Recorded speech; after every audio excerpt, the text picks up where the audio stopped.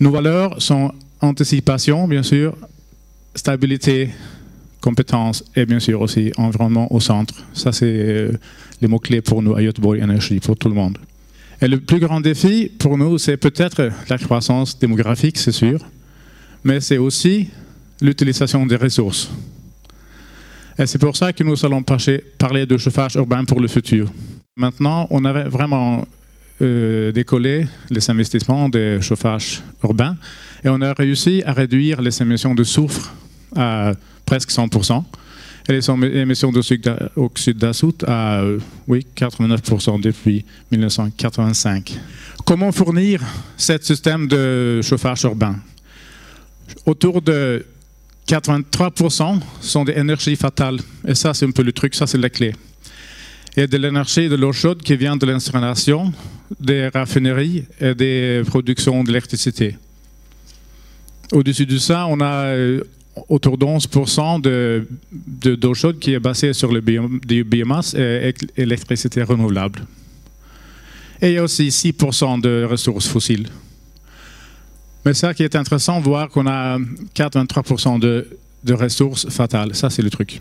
Nous avons déjà commencé il y a longtemps, en 1953, on a commencé le système à faire des installations à Göteborg. À l'époque, il y avait des petites îles, un quartier avec une chaudière et quelques appartements. Et on a fait des petites îles séparées comme ça. Et au fil des années, on a les connectés. Vous allez le voir plus tard.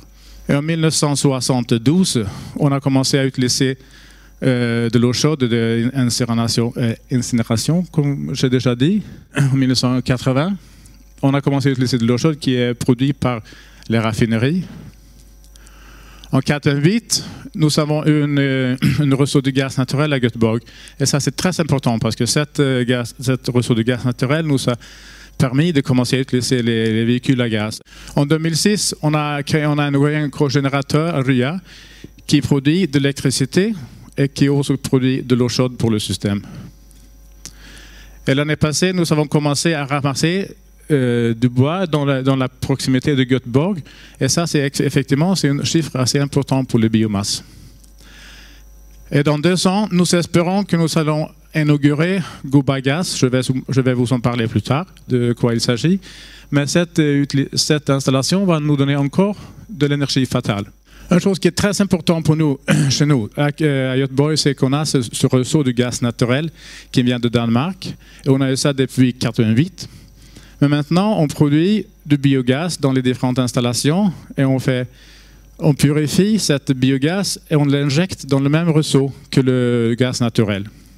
Et ça, c'est très intéressant puisque maintenant, on a une bataille avec le gouvernement, mais finalement, on a eu la permission fiscale de choisir quel sera le consommateur du biogaz. Et ça, c'est un pas très important qu'on vient de prendre. Et la chose très intéressante, c'est que vous voyez la gaz véhicule, la pompe. Là, on a le premier carburant au véhicule éco-certifié. Ça veut dire qu'on a un pourcentage de plus de 50% de biogaz dans ce mélange. On a eu cette certification. Et ça, c'est très intéressant.